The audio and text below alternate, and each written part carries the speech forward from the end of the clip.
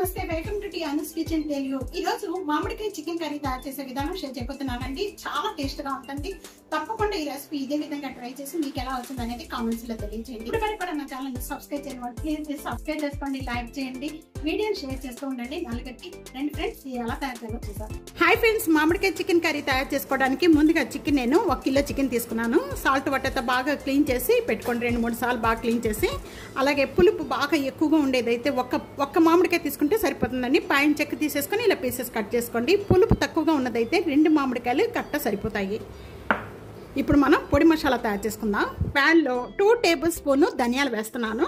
వేగిపోయిన వెంటనే ఒక 1/2 టేబుల్ స్పూన్ జీరా, 1 టేబుల్ స్పూన్ గసగసాలు, 1/2 టేబుల్ స్పూన్ మిరియాలు, 1 టేబుల్ స్పూన్ వెండి కొబ్బరి. వెంటనే కూడా ఇప్పుడు మొత్తం స్పైసెస్ అన్ని కూడా యాడ్ చేసుకుందాం. 2 యాలకులు, కొద్దిగా దాల్చిన చెక్క, జాపత్రి, 3 లేక 4 లవంగాలు, కొద్దిగా జీడిపప్పు. నేను జీడిపప్పు కొద్దిగా వేసానండి, కొద్దిగా ఎక్కువ వేసుకోండి, చాలా బాగుంటుంది. అలాగే మరాఠీ మొగ్గ. ఇవన్నీ కూడా ఈ స్పైసెస్ అన్ని కూడా దీంట్లో యాడ్ చేసేసుకోండి. వేగిపోయిన వెంటనే కూడా ఇవి చల్లారిపోయిన తర్వాత మిక్సీ జార్ పట్టుకోండి. వాటర్ ఏమి యాడ్ చేయకుండా పొడి మసాలాగా తయారు చేసుకొని మెత్తగా చేసుకోండి. ఇక్కడ ప్యాన్ లో 3 టేబుల్ స్పూన్ ఆయిల్ వేస్తున్నానండి. ఆయిల్ బాగా కాయిపోయింది. కాయిపోయిన వెంటనే 3 ఉల్లిపాయలు ఇలా చిన్న పీసెస్ గా కట్ చేసి వేస్తున్నాను. కావాలంటే మీరు కచ్చిపిచ్చిగా కూడా మిక్సీ జార్ పట్టుకొని వేసుకోవచ్చు అండి, చాలా టేస్ట్ గా ఉంటుంది ఇంట్లోకి.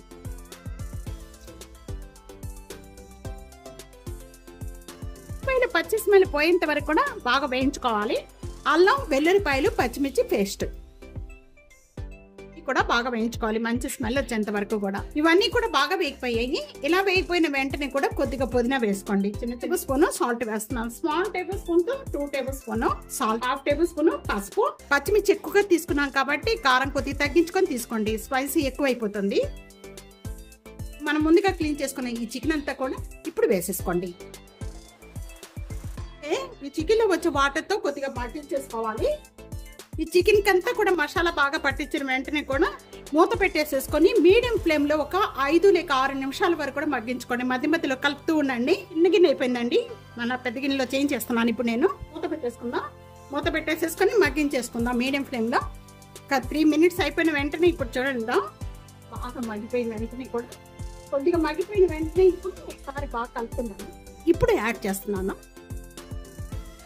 ఇది బాగా పుల్లగా ఉందండి. పుల్లగా ఉంటే మామిడికాయ ఒక్కటి సరిపోతుంది. పులుపు ఇక్కడ మామిడికాయ ముక్కలన్నీ యాడ్ చేసిన వెంటనే కూడా ఇదంతా ఒకసారి బాగా కలుపుకుందాము. మిక్సీ చేసుకుని ఈ మసాలా పౌడర్ అంతా కూడా ఇప్పుడు వేసుకోండి. ఇప్పుడు వాటర్ యాడ్ చేసేసుకుందాం. కొద్ది మగ్గిపోయిన వెంటనే కూడా ఇప్పుడు 2 గ్లాసెస్ వాటర్ యాడ్ చేసేయండి. పెట్టేసుకుందాం. మూత పెట్టేసుకొని ఆయిల్ సపరేట్ అయ్యేంత వరకు కూడా బాగా మగ్గించేసుకోవాలి. 6 మినిట్స్ అయిపోయిన వెంటనే ఇప్పుడు ఓపెన్ చేయండి.